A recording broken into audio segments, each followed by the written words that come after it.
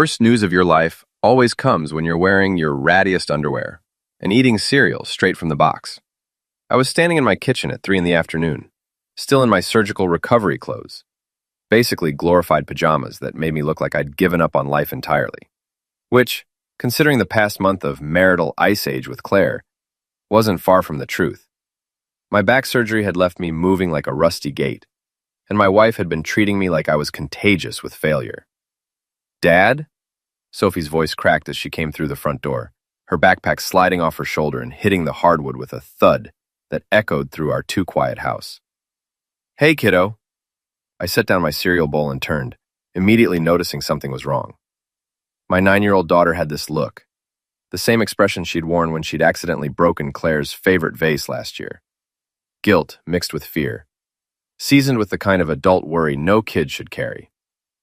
"Promise you won't be sad," she said, which was exactly the kind of thing that guaranteed I was about to be devastated. "Sophie, what's going on?"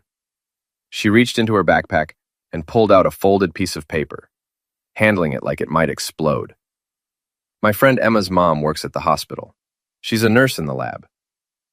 Sophie's voice got smaller with each word. "She saw Mommy there yesterday. She said to give this to you and not tell Mommy anything." Allergies. The paper felt heavier than it should have as I unfolded it. Medical letterhead, lab results, Claire's name at the top. Then I read the rest, and my world tilted sideways. Multiple health-related infections, chlamydia, gonorrhea, HPV. The dates showed she'd been tested 3 times in the past 6 months. 3 times. While I'd been recovering from surgery, thinking my wife was just stressed about my health, she'd been putting herself at serious medical risk, like some kind of twisted hobby. "Dad, are you okay?" Relinqua kept at my daughter, really looked at her. Sophie had Claire's dark hair, but my stubborn chin. And right now, she was staring at me with the kind of concern that made my chest tight. This kid had somehow ended up in the middle of whatever nightmare my marriage had become, and she was trying to protect me. "Pack a bag, sweetheart, just for a few days. Are we going to Grandma and Grandpa's?" "Yeah, we need to visit them for a while." Sophie nodded like she'd been expecting this.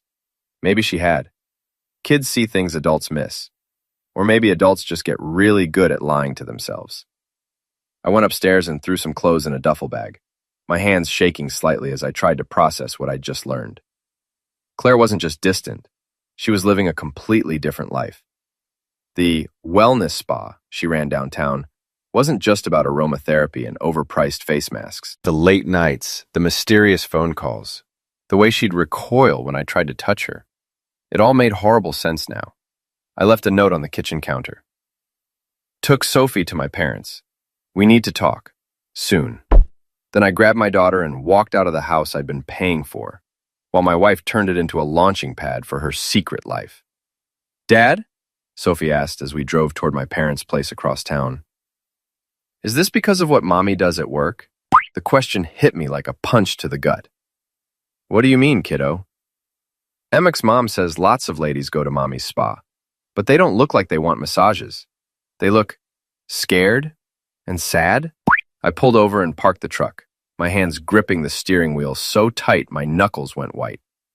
My 9-year-old daughter had been watching my wife run some kind of operation that involved scared women and secret hospital visits, and I'd been lying in bed complaining about my back pain like an idiot.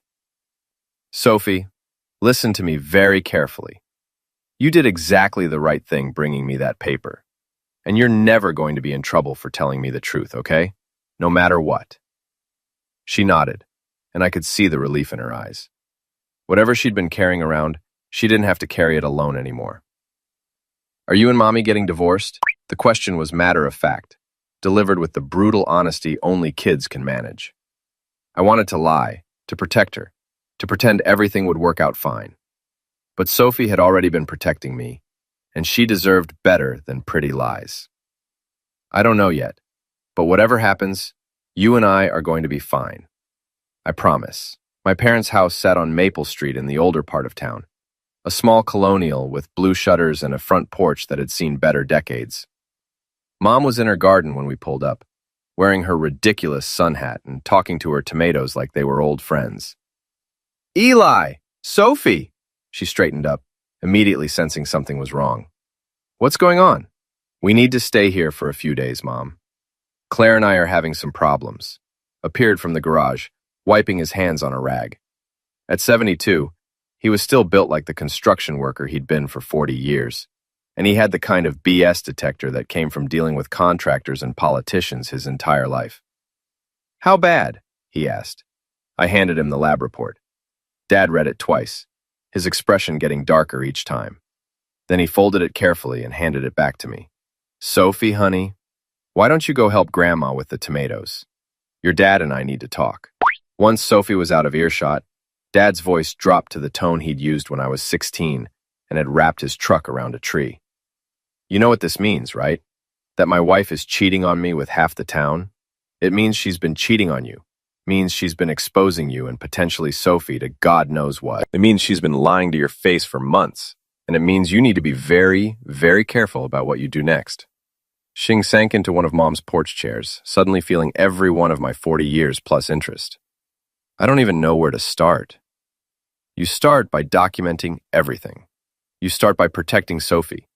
And you start by figuring out exactly what your wife has been doing in that spa of hers. Dad sat down across from me, his weathered hands clasped together. Son, I've seen a lot of marriages fall apart over the years.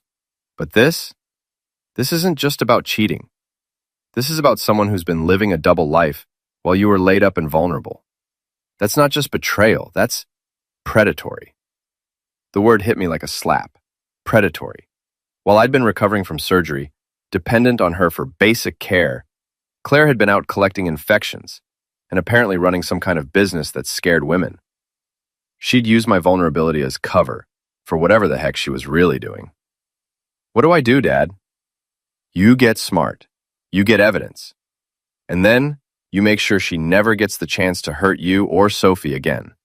That night, lying on my parents' lumpy guest room couch, I stared at the ceiling and tried to piece together the last 6 months of my marriage. The late nights Claire explained away as inventory and client consultations. The new clothes, the sudden interest in fitness, the way she'd started locking her phone, the friends I'd never met, the conversations that stopped when I walked into a room.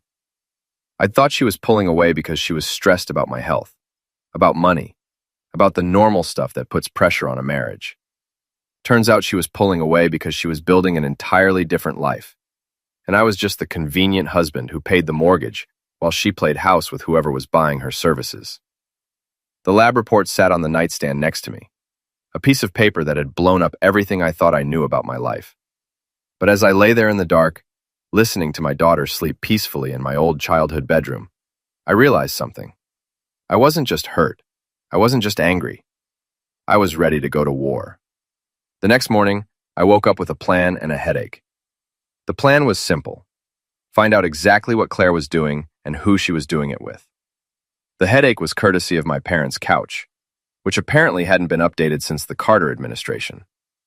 You look like heck, Mom said, handing me a cup of coffee that could strip paint. Feel worse, but I'll live. Sophie was already at the kitchen table, working on homework and pretending not to listen to every word. Kids are like that. They absorb everything while appearing completely focused on long division. Dad, can I go to school today? Discharged. Of course. Grandpa's going to drive you and I'll pick you up. Are you going to see Mommy? Nelson. Sexism. Was casual, but I could hear the worry underneath it. Sophie was trying to figure out if her world was about to explode completely, and I couldn't blame her. Not today. Today I'm going to take care of some business. After Sophie left for school, I sat in my truck outside Claire's wellness spa and tried to remember when I'd stopped paying attention to my own life. The building was a converted Victorian house on Main Street, painted pale yellow, with a discreet sign that read, Serenity Wellness Center, massage, aromatherapy, holistic health. It looked innocent enough, the kind of place where suburban women went to get their chakras aligned and complain about their husbands. But now I was seeing it differently. The parking lot was mostly empty at 10 in the morning, but there were 2 cars I didn't recognize. Expensive ones. A BMW and the Mercedes. both with medical license plates. I pulled out my phone and called Frank Delaney, a guy I'd known since high school who'd become a private investigator after washing out of the police force. Frank had the kind of drinking problem that made him unreliable for law enforcement, but perfect for digging up dirt on cheating spouses. Eli Granger. Jesus, I haven't heard from you in years. How's married life? Shortest. That's actually why I'm calling. I need your help with something, and I need it to stay quiet. Cheating wife? Shameful. Worse. Can you meet me at the Broken Anchor in an hour?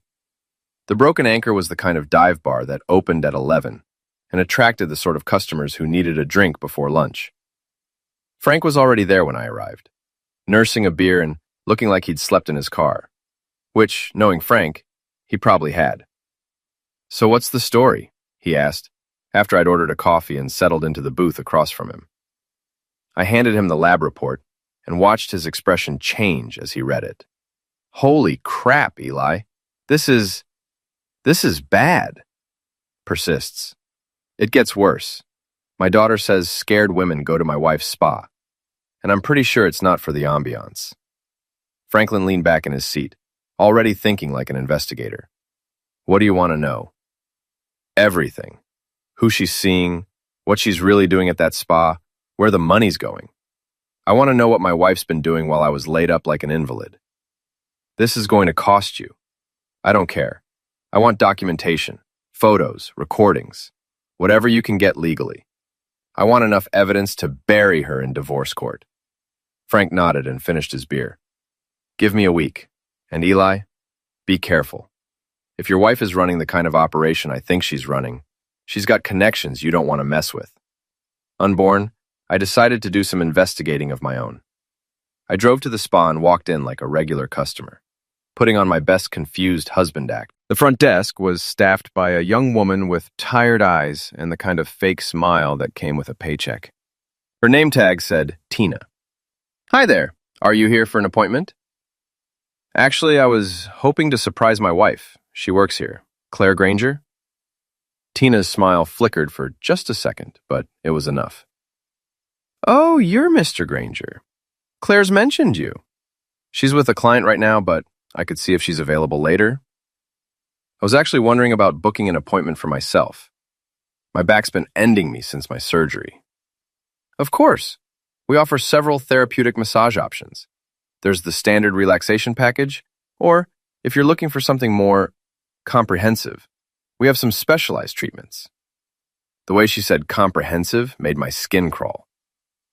What kind of specialized treatments? Well, we have off-site services for clients who prefer more privacy. Hotel appointments, house calls, that sort of thing. Very discreet. I nodded like this was perfectly normal information. Sounds expensive. The rates vary depending on the specific services requested. Claire would be the best person to discuss pricing with you. I thanked Tina and left, my head spinning. Off-site services. Hotel appointments. Discreet. My wife wasn't just cheating. She was running an escort service out of her wellness spa, and I'd been too stupid and trusting to see it.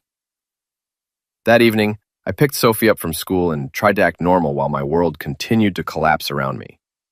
She chattered about her day, her friends, her upcoming science project, and I found myself memorizing every word.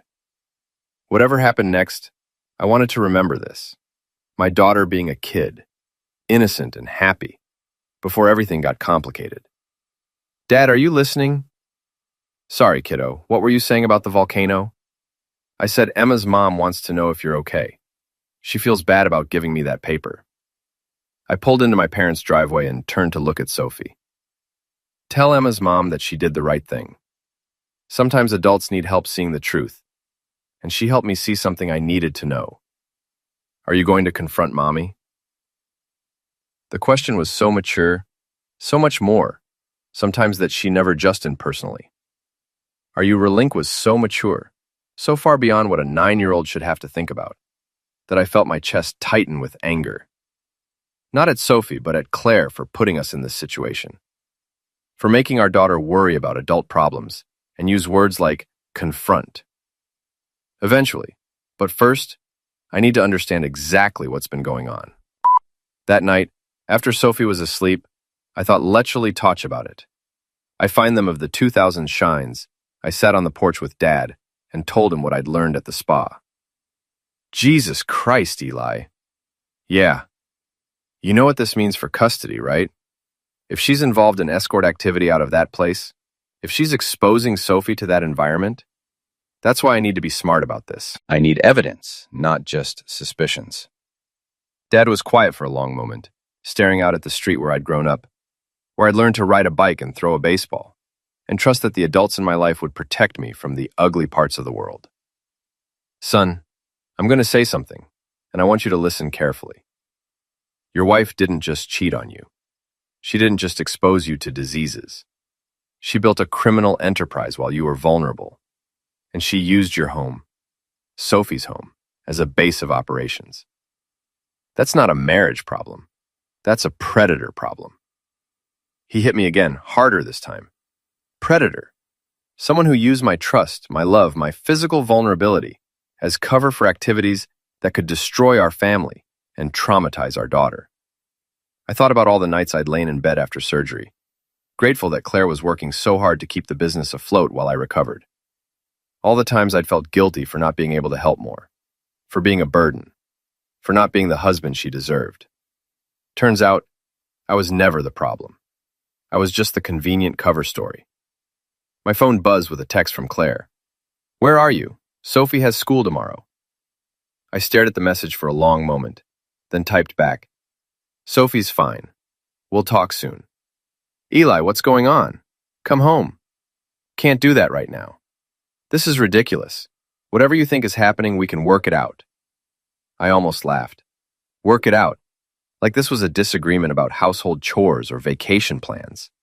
Not the complete destruction of everything I thought was real about my life. "Claire, I know about the lab results. I know about the spa. We'll talk when I'm ready." My phone rang immediately, but I turned it off. I wasn't ready to hear her voice. Wasn't ready for whatever lies or manipulation she'd try to use to explain away the unexplainable. Tomorrow, Frank would start his investigation.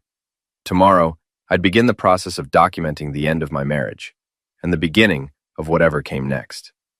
Tonight, I just sat on my parents' porch and tried to figure out how I'd been so blind for so long. Frank called me 3 days later with news that made my stomach drop into my boots. "Meet me at the diner on Route 9. And Eli, bring your checkbook. You're going to want to pay me in cash for this." The diner was one of the 1970s, complete with cracked vinyl booths and coffee that could wake the dead. Frank was already there when I arrived, looking like he'd aged 5 years in 3 days. "Jesus, Frank, you look terrible." "This is bad, Eli. Worse than we thought." He slid a manila envelope across the table. "Photos, recordings, financial records. Your wife isn't just running an escort service. She's running a high-end operation with some very connected clients." I opened the envelope and immediately wished I hadn't. Photos of Claire entering and leaving hotels with men I recognized. Dr. Mark Halprin, who'd done my wife's nose job 2 years ago. City Councilman Robert Hayes, the owner of the biggest car dealership in town. "How long has this been going on?" "Best I can tell, at least 2 years, maybe longer. She's been very careful, very professional, but she got sloppy when you were laid up. Started taking more risks, seeing clients during the day, using the spa as a meeting point. There were bank records showing deposits that didn't match the spa's legitimate income. Hotel receipts. Phone records showing calls to numbers that traced back to wealthy married men throughout the county." "There's more," Frank said, lighting a cigarette despite the no-smoking signs. "She's not working alone. That girl at the front desk, Tina, she's been keeping records. Names, dates, services provided, everything." "Why would she do that?" "Insurance, probably. Or maybe she's planning her own exit strategy. Either way, she's got enough documentation to bring down half the town council." I stared at the photos, trying to reconcile the woman in them with the person I'd been married to for 12 years. This Claire looked confident, predatory, completely in control. Nothing like the stressed, distant wife who'd been avoiding me for months. What about Sophie? Has she been exposed to any of this? Not directly, but Eli, your daughter's been covering for your wife, lying to teachers about why Claire missed school events, making excuses when people asked questions. She's been protecting a secret she doesn't even understand. The rage that had been building in my chest for days finally found its target. Claire hadn't just betrayed me. She'd turned our daughter into an accomplice, made her lie to protect activities that could destroy our family. I want to confront her, today. Bad idea. You confront her now, she'll destroy evidence, disappear. Maybe even try to flip the script and claim you're the problem. You need to be smarter than that. Frank stubbed out his cigarette and leaned forward. Here's what you do. You document everything. You file for divorce with a lawyer who specializes in high-conflict cases, and you make sure you have custody of Sophie locked down before Claire knows what hit her. That could take weeks. Good. Use the time. Let her think everything's normal while you build your case. And Eli? Stay away from her clients. These aren't random cheaters. These are powerful men with a lot to lose. They'll do whatever it takes to keep this quiet. I drove home, to my parents' house, which was starting to feel more like home than the place I'd shared with Claire, and found Sophie doing homework at the kitchen table. She looked up when I walked in, and I could see the question in her eyes. How was school, kiddo? Fine. Mrs. Patterson asked where you've been. I told her you were helping Grandpa with a project. Imprisonment. Another lie. Another cover story from a 9-year-old who was getting too good at protecting adults from consequences they'd earned. Sophie, I need you to know something. You don't have to lie for me or for Mommy or for anyone. If people ask questions, you can tell them the truth, that your parents are having problems and you're staying with your grandparents for a while. Will that get Mommy in trouble? Mommy's already in trouble. That's not your fault, and it's not your job to fix it. That evening, after Sophie was in bed, I sat down with my parents and laid out everything Frank had discovered. Mom cried. Dad got quiet in the way that meant he was planning something. What do you want to do? He asked finally. I want to destroy her. I want to make sure everyone in this town knows exactly what she's been doing. I want her clients to lose their wives, their jobs, their reputations. I want her to pay for what she's done to Sophie, to me, to all of us. That's the anger talking, Mom said gently. What does your head say? I thought about it. Maybe we need to read with myself. I thought about it. What did my head say? My head says I need to protect Sophie first. Make sure Claire can't use her as a bargaining chip or turn her against me. Then, I need to make sure Claire faces consequences for what she's done. Legal consequences? Manslaughter. All kinds of consequences. Legal, financial, social. I want her to understand that actions have results, and her results are going to be very, very unpleasant. Dad nodded approvingly. Now you're thinking like a contractor. You plan the job, you gather your materials, and then you execute perfectly. What's the first step? You call that lawyer Frank recommended. You file for emergency custody based on the STD exposure and the criminal activity. You get Sophie protected legally before you do anything else. And then? Dad's smile was grim. Then you start building the case that's going to end your wife's little business permanently. My phone buzzed with another text from Claire. This is getting ridiculous, Eli. Come home so we can talk like adults. I showed the message to my parents. What should I say? I asked. Nothing, Dad replied. Let her wonder. Let her worry. Let her start making the kind of mistakes that desperate people make. I turned off my phone and went to check on Sophie. She was asleep, curled up under the quilt Mom had made when I was Sophie's age. In the dim light from the hallway, she looked so young, so innocent, so completely unaware that her world was about to change forever. I made a promise to her sleeping form. Whatever happened next, whatever I had to do to Claire and her clients and anyone else who'd participated in this betrayal, Sophie would be protected. She'd be safe, and she'd never have to lie for adults again. Tomorrow, I'd start the process of dismantling my wife's secret life piece by piece. Tonight, I just stood in the doorway and watched my daughter sleep, memorizing this moment before everything changed forever.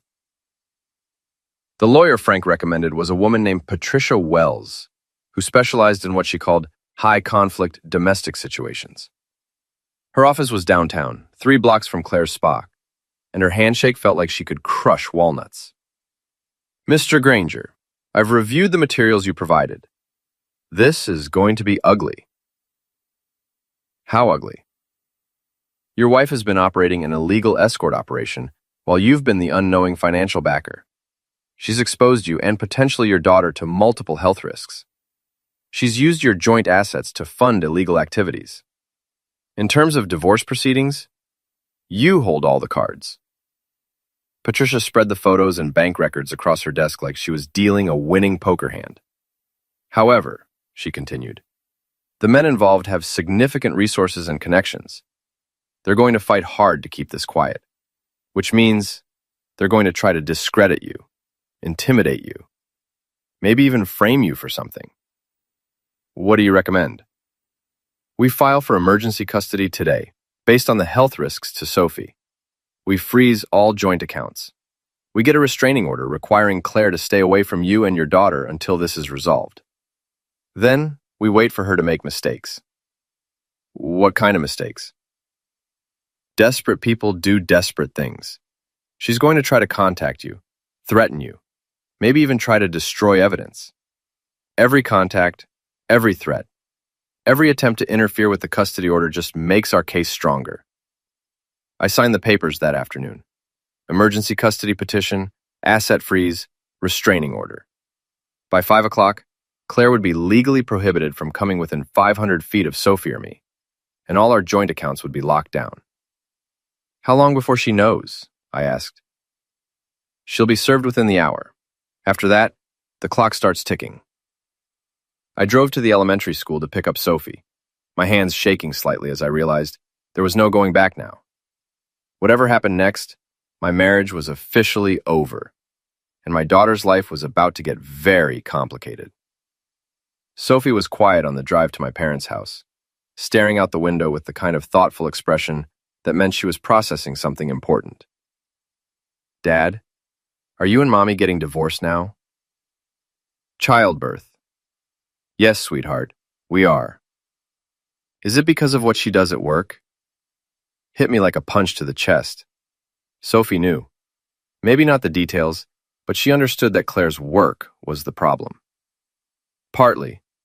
Mommy made some choices that hurt our family, and now we have to make different choices to keep you safe. Am I going to live with you or with her? With me, at least for now. Sophie nodded like this was the answer she'd been expecting. Good. I like staying with Grandma and Grandpa, and Mommy's been scary lately. Scary. My 9-year-old daughter had been living with someone she found scary, and I'd been too focused on my own recovery to notice. What do you mean, scary? She gets really angry when people ask questions, and she talks on the phone a lot using her mean voice, and sometimes strange men come to the house when you're sleeping. I pulled over and parked the truck, my heart pounding. Strange men came to our house? Not inside. They just talked to Mommy on the porch. But they made her nervous. And when Mommy gets nervous, she gets mean. I thought about Frank's warning about Claire's clients being powerful men with a lot to lose. Men who might pressure her to keep quiet. Who might threaten her if she became a liability. Sophie, if anyone ever comes to Grandma and Grandpa's house looking for you or me, you don't answer the door. You find an adult immediately, okay? Okay. Dad, are the strange men bad guys? I don't know yet, but we're going to be very careful until I figure it out. My phone rang as we pulled into my parents' driveway. Claire's number. I let it go to voicemail, then listened to the message. Eli, what the heck is this? Restraining order? Emergency custody? Have you lost your mind? Call me back right now so we can fix this before it gets out of hand. Her voice was tight with panic, which meant she'd been served and was starting to understand the scope of what she was facing. Good. Let her panic. Panicked people make mistakes. The phone rang again. This time I answered. Claire, what the heck do you think you're doing? You can't just take Sophie and disappear. You can't freeze our accounts. This is insane. I have a court order that says I can do exactly that. Based on what? Some BS medical report? You don't understand what you're dealing with here, Eli. Then explain it to me. Explain the STDs. Explain the hotel receipts. Explain why our daughter says strange men have been coming to our house. Silent. Then, we need to meet, face to face. There are things you don't understand. We can't meet. There's a restraining order. Then have your lawyer call mine. But Eli, you need to be very careful here. You're messing with people who don't like to be messed with. The threat was subtle but clear. Back off, or face consequences from her powerful clients. Is that a threat, Claire? It's a warning from someone who still cares about you. If you still cared about me, you wouldn't have been sleeping with half the town while I was recovering from surgery. I hung up and immediately called Patricia Wells. She just threatened me, I told her. Implied that her clients might retaliate if I don't back off. Perfect. Did you record the call? No. But I can get the call everything. No, but I can get the call of community. I think that they called good quick, unless no, but I can get her to make the threat again. Do it. And Mr. Granger, be very careful. She's right about one thing. You are dealing with powerful people who have a lot to lose. That night, Sophie helped Mom make dinner while Dad and I sat on the porch and planned my next moves. The evening was warm, the kind of late spring weather that usually made me optimistic about the future. Tonight, it just felt like the calm before a very ugly storm. She's going to escalate, Dad said. When people like your wife feel cornered, they don't surrender. They attack. Let her attack. I've got documentation, legal protection, and custody of Sophie. What can she do? She can try to destroy your reputation. She can claim you are toxic, that you knew about her activities, that you're an unfit father. She can make your life heck while her lawyer tries to find holes in your case. Then I'll make her life heck right back. Dad looked at me with the expression he'd worn when I was 16 and thought I knew everything. Son, this isn't about making her life heck. This is about protecting Sophie and ending this cleanly. Don't let your anger turn you into something you'll regret. As I sat there listening to my daughter laugh with her grandmother, thinking about all the lies Claire had told and all the risks she'd exposed us to, I realized my anger wasn't something I wanted to control. It was something I wanted to use. Claire's first mistake was showing up at Sophie's school. I got the call from the principal at 2 in the afternoon. Mr. Granger, your wife is here demanding to see Sophie. She's quite agitated, and frankly, she's making the office staff uncomfortable. There's a restraining order. She's not supposed to be within 500 feet of Sophie. We're aware. We've asked her to leave, but she's refusing. She says the restraining order is invalid and that you've kidnapped her daughter. I was at the school in 10 minutes, arriving just as a police cruiser pulled into the parking lot. Through the office windows, I could see Claire pacing back and forth, gesturing wildly as she spoke to the principal. She looked like she hadn't slept in days. Officer Martinez was someone I'd known since high school, a decent guy who'd always been fair in his dealings with people. He nodded when he saw me approaching. Eli, heard you were having some domestic troubles. She's violating a restraining order. I know. We'll handle it. But I have to ask, is there any truth to what she's saying about you kidnapping your daughter? Sophie's with me under an emergency custody order. Claire's been served with all the paperwork. Martinez nodded and walked into the school office. I could hear Claire's voice rising as he explained the legal situation. Could see her face getting red with anger and frustration. This is BS, she shouted, loud enough for half the school to hear. He's my daughter. He can't just take her. Ma'am, you need to calm down, Martinez said firmly. You're in violation of a court order, and you're creating a disturbance at a school. You need to leave now. I'm not leaving without my daughter. That's when Sophie appeared in the office doorway, drawn by the commotion. She took one look at her mother, wild-eyed, disheveled, screaming at a police officer, and stepped backward into the hallway. Claire saw her and immediately switched tactics, her voice becoming sweet and pleading. Sophie, baby, come here. Mommy needs to talk to you. Sophie looked at me, then at her mother, then shook her head. I want to stay with Dad. The rejection hit Claire like a physical blow. Her face crumpled for just a moment, before the anger returned, stronger than before. He's been poisoning you against me. Sophie, I'm your mother. You belong with me. Ma'am, that's enough, Martinez said, taking Claire by the arm. You're coming with me. As they led her away, Claire turned back to look at Sophie and me. This isn't over, Eli. You have no idea what you've started. Another threat, this one in front of witnesses. That evening, Patricia Wells called with an update. Your wife spent 4 hours in jail before her lawyer bailed her out. She's now facing charges for violating the restraining order and disturbing the peace. Her lawyer is claiming emotional distress, but the judge wasn't sympathetic. What happens next? We use today's incident to strengthen our custody case. A mother who violates court orders and creates scenes at her daughter's school is not someone the court trusts with unsupervised visitation. And the bigger picture? Things get interesting. My sources tell me that several of your wife's clients have been contacted by investigators. Word is getting out about her activities, and some very important people are starting to panic. Halpern, about Councilman Hayes, about all the powerful men who'd been paying my wife for services while I was laid up and vulnerable. They'd use my situation, my trust, my marriage as cover for their activities. Now they were about to learn that actions have consequences. What kind of panic? The kind where people start making desperate decisions to protect themselves. Be careful, Eli. Desperate people are dangerous people. That night, I sat down with Sophie to talk about what had happened at school.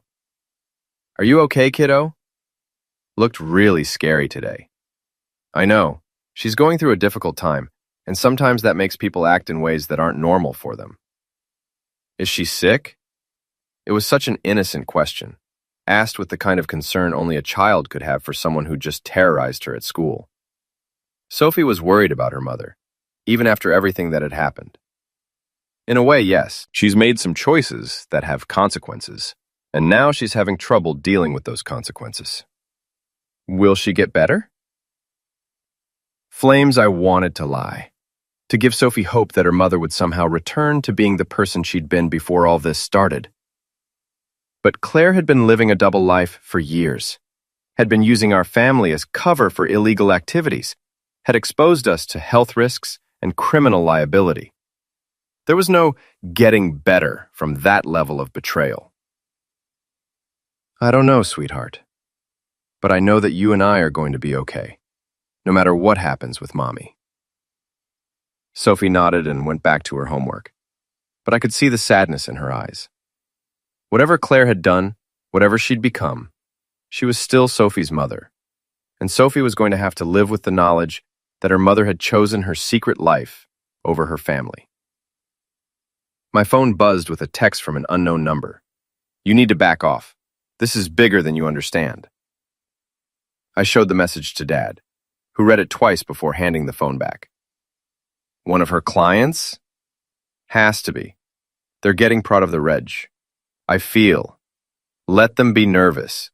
Let them understand that their secret isn't secret anymore. But as I lay in bed that night, listening to the sounds of the house settling around me, I couldn't shake the feeling that things were about to get much worse before they got better. Claire had escalated by violating the restraining order. Her clients were escalating by sending threatening messages. Everyone involved in this mess was starting to panic, and panicked people don't make rational decisions. I thought about Sophie, sleeping peacefully in the next room, trusting that I would protect her from whatever came next. I thought about my parents, who'd opened their home to us without question. I thought about all the innocent people who were going to be hurt when this story finally came out. And I thought about Claire, who'd started this whole nightmare by choosing her secret life over her family. Tomorrow, I was going to start making sure she faced every single consequence of that choice. Frank called me at 6 a.m. with news that changed everything. Eli, you need to see this. Meet me at the diner in 20 minutes and bring your lawyer. Wells wasn't happy about the early morning summons, but she came anyway, looking like she'd dressed in the dark. Frank was already there with a laptop and a stack of papers that made my stomach clench. What is it? Patricia asked without preamble. Tina, the girl from the spa's front desk. She came to me yesterday with everything. Names, dates, financial records, recordings. Your wife's been running a full-service operation with clients throughout the state. Frank opened his laptop and showed us a spreadsheet that looked like a business ledger, because that's exactly what it was. She's got judges, politicians, doctors, business owners, and they've all been paying premium rates for services that go way beyond massage therapy. "Why is Tina giving you this?" I asked. "Because Claire fired her yesterday and threatened to destroy her if she talked. Tina decided she'd rather destroy Claire first." Patricia leaned forward, studying the records. "This is a prosecutor's dream. We're talking about organized illicit escort operations, tax evasion, money laundering. Your wife is looking at serious federal charges." "What about the clients?" "That depends on how cooperative they want to be. But Eli, this changes everything. We're not just talking about divorce court anymore. We're talking about criminal court. Pull out a small digital recorder. Tina also gave me this, a conversation between Claire and Dr. Halperin from 2 days ago." He pressed play, and Claire's voice filled the diner booth. "Mark, you need to calm down. Eli doesn't know anything specific. He knows enough to file for divorce and freeze the accounts. What if he goes to the police?" "He won't. He's too concerned about Sophie to create a public scandal. And if you're wrong, then we make sure he has bigger problems to worry about. I know people who can make his life very difficult. I can't be connected to this. My practice, my reputation. Your reputation is exactly why you'll help me handle this. Because if I go down, I'm taking everyone with me." The recording ended, and we sat in silence for a moment. "She just threatened to blackmail her own clients," Patricia said finally. "And she implied she'd use criminal contacts to intimidate you. What do we do with this?" "We turn it over to the district attorney. Today. This isn't just about your divorce anymore, Eli. This is about a criminal conspiracy. And you're a victim, not a participant." The district was downtown and the county was downtown in the county courthouse, a building I'd driven past thousands of times without ever imagining I'd need to go inside. DA Rebecca Morrison was a tough woman in her 50s who'd built her career prosecuting organized crime. "Mr. Granger, I've reviewed the materials your attorney provided. This is significant." "How significant?" "Your wife is looking at federal charges for operating in the legal escort network, money laundering, and tax evasion. Her clients are looking at solicitation charges at minimum, possibly conspiracy charges, depending on how involved they were in the operation." She spread photos across her desk, the same ones Frank had shown me, but now they looked different. Not like evidence of personal betrayal, but like evidence of criminal activity. "What happens to Sophie?" "Your daughter will be protected. She's a victim in this situation, not a participant. The emergency custody order will almost certainly become permanent, and your wife will likely face restrictions on visitation even after she serves her sentence." Sentence. The word hit me like a physical blow. Claire wasn't just going to lose our marriage, our house, our life together. She was going to prison. "How long?" "If she's convicted on all charges, 10 to 15 years. Possibly more if the federal prosecutors decide to make an example of her." I thought about Sophie, about trying to explain to a 9-year-old that her mother was going to prison for crimes she couldn't even understand. I thought about the life we'd built together, the plans we'd made, the future we'd imagined. All of it gone because Claire had chosen money and excitement over family and honesty. "There's something else," DA Morrison continued. "We're going to need you to testify. About the timeline, about your wife's behavior during your recovery, about any conversations you might have overheard. What about the threats? Those are separate charges. Intimidation of a witness, criminal threatening. Your wife is building quite a case against herself." That afternoon, I picked Sophie up from school and tried to figure out how to explain that her world was about to change in ways I couldn't protect her from. "Dad, you look sad." "I am sad, kiddo, but not because of anything you did." "Is it because of Mommy?" "Yeah, Mommy's in serious trouble, and that means some difficult things are going to happen." Sophie was quiet for a moment, staring out the window as we drove toward my parents' house. "Is she going to jail?" The question was asked so matter-of-factly that I almost missed the weight of it. Sophie had been watching, listening, understanding more than any of us had realized. "Probably, yes." "For a long time?" "Yes." Sophie nodded like she'd been expected this answer. Sophie, not about that. Will I have to visit her there? Only if you want to, and not for a while. I don't want to. Is that okay? I pulled over and turned to look at my daughter, this brave, smart, intuitive kid who'd been protecting me from the truth while I was too blind to see it myself. Sophie, you never have to do anything that makes you uncomfortable or scared. Your job is to be a kid, go to school, have fun with your friends. My job is to take care of you and keep you safe. Okay? Okay. Dad, are you going to be okay? The question broke my heart. My 9-year-old daughter was worried about me, trying to take care of me, when she should have been the one being taken care of. I'm going to be fine. We're both going to be fine. It's going to be different, and sometimes it's going to be hard, but we're going to get through this together. That evening, Claire called from a new number. I almost didn't answer, but Patricia had told me to document every contact, every threat, every attempt to interfere with the legal process. Eli, please, we need to talk. We can't talk. There's a restraining order. Then listen. You don't understand what you're doing. These people, my clients, they're not going to just let this happen. They have too much to lose. That sounds like another threat, Claire. A threat, it's reality. You think you're protecting Sophie, but you're putting her in danger. These men have connections, resources. They can make problems disappear. Are you saying they'd hurt Sophie? I'm saying you need to think very carefully about what you're willing to risk to get your revenge. The word hung in the air between us. Revenge. As if protecting my daughter and seeking justice for criminal activity was just petty vindictiveness. This isn't about revenge, Claire. This is about consequences. Same thing. No, it's not. Revenge is what you deserve. Consequences are what you've earned. I hung up and immediately called Patricia to report the conversation. Another threat. Another piece of evidence. Another nail in the coffin of Claire's defense. But as I sat on my parents' porch that evening, watching Sophie play in the yard while Mom and Dad prepared dinner, I couldn't shake Claire's words. Was I putting Sophie at risk by pursuing this? Were there really people who would hurt a child to protect their secrets?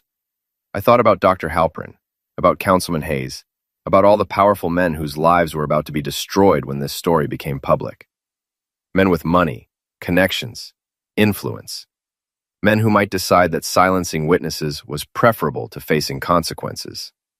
Then I thought about Sophie, about the lies she'd been forced to tell, about the fear in her eyes when she'd handed me that medical report, about the choice between protecting her from powerful men or protecting her from the truth about her mother. I'd made my choice. Now I had to live with the consequences, whatever they might be. Tomorrow, the district attorney would begin building her case. Tomorrow, Claire's secret life would become public record. Tomorrow, a lot of powerful people were going to learn that their secrets weren't as safe as they'd thought. And tomorrow, Sophie and I would wake up in my parents' house, safe and together, ready to face whatever came next. Because that's what families do. They protect each other, they face consequences together, and they survive. Even when the people who should have been family choose something else instead. The phone rang one more time that night, Claire's number again. This time, I didn't answer. I was done listening to threats from someone who'd forfeited the right to be heard. Tomorrow, the reckoning would begin. Epilogue. Justice served. 6 months later, I stood in the courthouse lobby reading the newspaper headline. Local wellness spa owner sentenced to 12 years in federal prison. Claire had pled guilty to running an illegal escort operation, money laundering, and tax evasion. Dr. Halperin had lost his medical license and was facing his own criminal charges. Councilman Hayes had resigned in disgrace. 3 other prominent businessmen had been arrested, and the investigation was ongoing. Sophie was with me, holding my hand as we walked down the courthouse steps.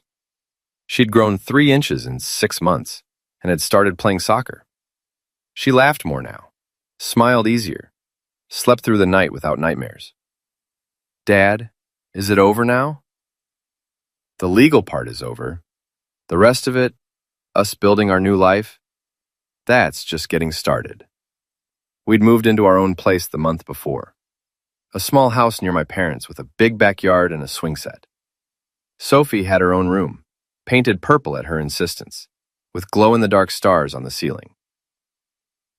Do you think Mommy will try to contact us? Maybe, but if she does, we'll handle it together. Sophie nodded and skipped ahead to where my parents were waiting by the car. She was resilient in the way kids are when they're finally safe, finally free from adult secrets and lies. The construction business was doing well. Word had gotten out about what Claire had done, but instead of hurting my reputation, it had somehow enhanced it. People respected that I'd protected my daughter, that I'd done the right thing even when it was difficult.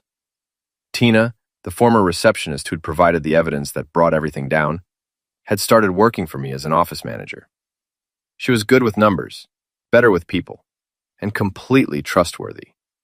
She'd risked everything to tell the truth, and I made sure she was rewarded for that courage. Frank Delaney had gotten sober and started a legitimate investigation business. Patricia Wells had been elected to the county court. D.A. Morrison had used the case as a springboard to run for state attorney general. Everyone who'd done the right thing had been rewarded. Everyone who'd chosen lies and secrets had faced consequences. That's how justice is supposed to work. That evening, Sophie and I sat on our front porch eating ice cream and watching the sunset. It was the kind of peaceful moment that had seemed impossible 6 months ago, when our world was falling apart and I didn't know who to trust. Dad, are you happy now? It was such a simple question, but how I walked in the sticks made me think. I was divorced. My ex-wife was in prison. My daughter was growing up without her mother. By most measures, my life had been completely destroyed. But Sophie was safe. She was thriving. She didn't have to lie for adults anymore. Didn't have to carry secrets that weren't hers to keep. She could just be a kid. I had a successful business, a supportive family, friends who'd stood by me through the worst of it.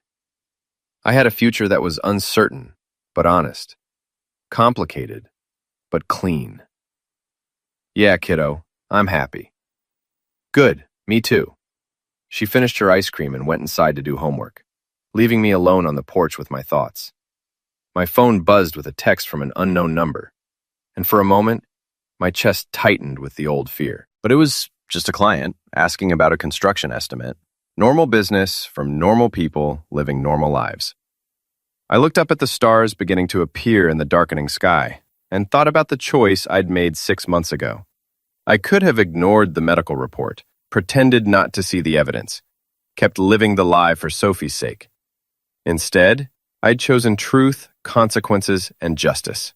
It had been the hardest thing I'd ever done, and the most important. Because some things are worth fighting for, even when the fight destroys everything you thought you wanted. Family is worth fighting for. Truth is worth fighting for. Justice is worth fighting for. And sometimes, when you fight for the right things in the right way, you discover that what you thought was destruction was actually salvation. Claire had made her choices. Her clients had made theirs. They'd all faced the consequences. Now Sophie and I got to make different choices, build a different life, create a different future. One based on honesty instead of lies, trust instead of betrayal, love instead of manipulation. It was a good trade, the best trade I'd ever made.